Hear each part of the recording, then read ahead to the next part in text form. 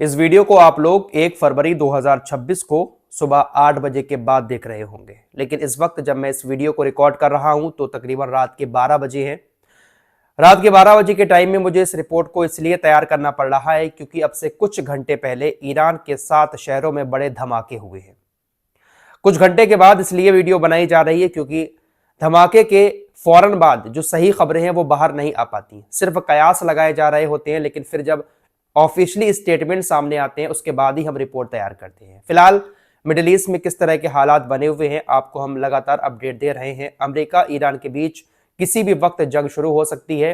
अपनी last report में ही मैंने आपको बताया था कि अमेरिका के राष्ट्रपति डोनाल्ड ट्रंप ने अमेरिकी अधिकारियों ने अरबी देशों से कथित तौर पर यह बात बोल भी दी है कि इस हफ्ते के आखिर तक ईरान के ऊपर अमेरिका हमला कर देगा। तो जब ईरान के 7 बड़े शहरों में धमाके की खबरें आई तो इस बात की चर्चा पूरी दुनिया में शुरू हो गई कि ईरान के ऊपर अमेरिका ने हमला कर दिया है। क्या वाकई में अमेरिका ने इजराइल के साथ मिलकर ईरान में हमले शुरू कर दिए हैं? आइए सारी जानकारी आपको इस वीडियो में बहुत आसान तरीके से देने की कोशिश करता हूं। साथ ही साथ गाजा से भी एक बड़ी खबर आ रही है। परसों की रिपोर्ट में ही मैंने आपसे कहा था कि गाजा पर फिर से हमले शुरू हो सकते हैं और हमले हो भी गए और बेगुनाह लोग मारे भी गए। इस पर भी चर्चा करेंगे। हमारी जो भी रिपोर्ट होती है अल्हम्दुलिल्लाह एकदम सटीक होती है, भले ही थोड़ी सी देरी से आए, लेकिन जो भी खबरें हम बताते हैं पूरी कोशिश रहती है कि सारी खबरें ठीक ठाक आप लोगों तक पहुंचाई जाए। इसलिए हमारे चैनल को सब्सक्राइब करके हमारे साथ जुड़ सकते हैं। फिलहाल ये जो 7 शहरों में धमाके हुए वो शहर थे तेहरान, परंद, तबरीज, कौम, अहबाज, नताज और बंदर अब्बास।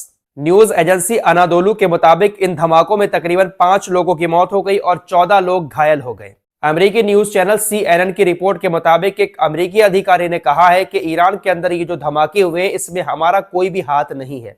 इजराइल की तरफ से भी ये कहा गया है कि ईरान के अंदर जो धमाके हुए हैं 7 शहरों में, इसमें इजराइल का भी किसी तरह का कोई हाथ नहीं है। धमाके के बाद पूरी दुनिया में सोशल मीडिया पर एक खबर और चल रही थी। दुनिया भर की मीडिया भी इस खबर को दिखा रहा था कि ये जो धमाके हुए हैं ये धमाके नहीं थे, बल्कि ईरानी नौसेना के कमांडर को निशाना बनाकर किए गए हमले थे और इन हमलों में ईरानी नौसेना के कमांडर की मौत भी हो गई है। लेकिन ईरानी न्यूज एजेंसी जो सरकार के लिए काम करती है उनने इन सारी खबरों को फेक बताया।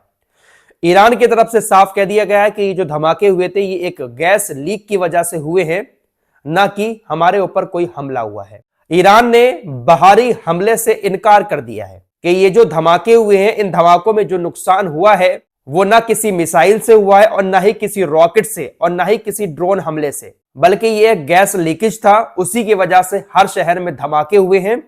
5 लोगों की मौत हुई, 14 लोग मारे गए। ईरान ने साफ तौर पर बाहरी हमलों से इनकार कर दिया। लेकिन दोस्तों ईरान ये जो बात कह रहा है इसमें सच्चाई पूरी तरह से नजर नहीं आ रही है। ईरान की तरफ से भी खुलकर पूरी बात नहीं बताई गई है। ईरान ने कहा कि कोई बाहरी हमला नहीं हुआ है, बल्कि ये धमाके हुए हैं और गैस की वजह से हुए हैं। लेकिन नुकसान की जो तस्वीरें हमारे सामने आ रही हैं उसको देखकर ऐसा लग नहीं रहा है कि ये नॉर्मल धमाके हैं। आप एक बात अच्छे से जानते हैं कि इजराइल की जो खुफिया एजेंसी है मोसाद, वो ईरान के अंदर किस हद तक एक्टिव है। कितने सारे एजेंट मोसाद के ईरान के अंदर भरे हुए हैं। इससे पहले जब इजराइल और ईरान की जंग हुई थी तो मोसाद के एजेंट्स ने ईरान के अंदर बैठकर ही ईरान में मिसाइल और ड्रोन अटैक किए थे। तो इस बात से बिल्कुल इनकार नहीं किया जा सकता कि ईरान के 7 शहरों में जो धमाके हुए हैं वो कहीं ना कहीं हमले की शुरुआत ही है और इसके पीछे कहीं ना कहीं मोसाद का हाथ हो। लेकिन ईरान खुलकर सारी बातें बता नहीं रहा है।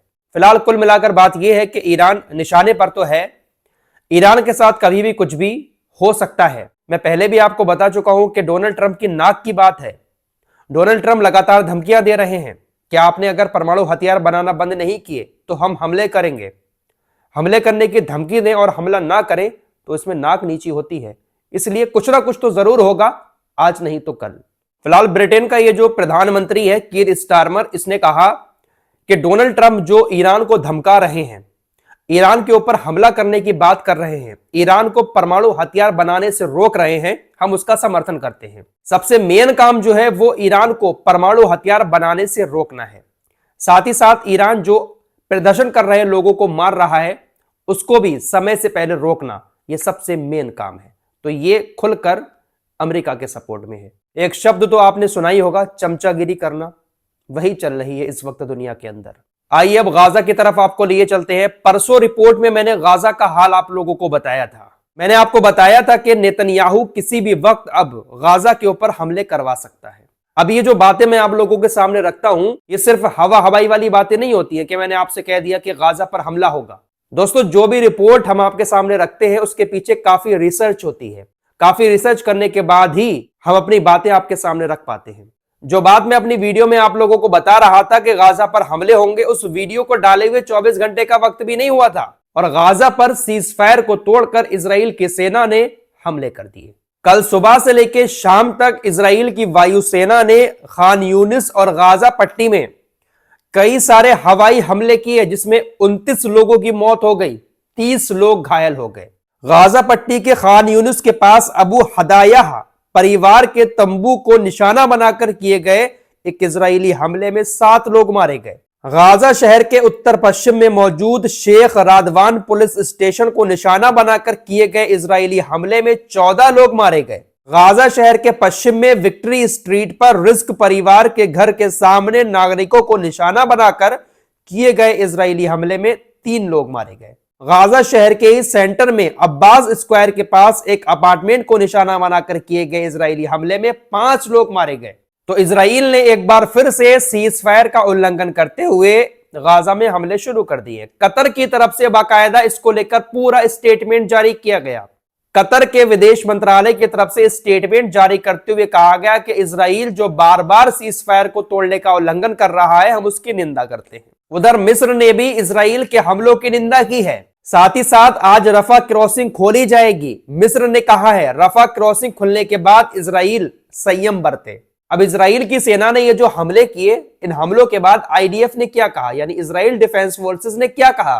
इजराइल डिफेंस फोर्सेस का कहना है कि सीजफायर उल्लंघन के जवाब में किए गए हमलों में हमास, इस्लामिक जिहाद के कमांडरों, हथियार ठिकानों और रॉकेट लॉन्चरों को निशाना बनाया गया। मिस्र ने इजराइल के इन हमलों की निंदा की और रफा क्रॉसिंग जो खुलने वाली है, जो पिछले साल मार्च में खुली थी, मार्च से अब तक बंद थी, एक बार फिर से रफा क्रॉसिंग को खोला जा रहा है। इस एरिया से भी बहुत सारी सहायता गाजा के अंदर पहुंचेगी और यही शायद इजराइल नहीं चाहता है। इसीलिए रफा क्रॉसिंग खुलने से पहले ही इस तरह की चीजें सामने आ गई, क्योंकि रफा क्रॉसिंग एक ऐसी क्रॉसिंग है जिसके जरिए गाजा में बहुत जल्दी बहुत सारी सहायता पहुंचाई जा सकती है।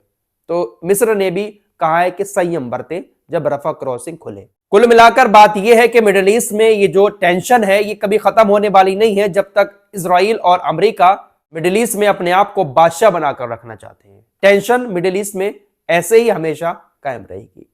लेटेस्ट अपडेट के लिए हमारे चैनल को सब्सक्राइब करके हमारे साथ जुड़ सकते हैं।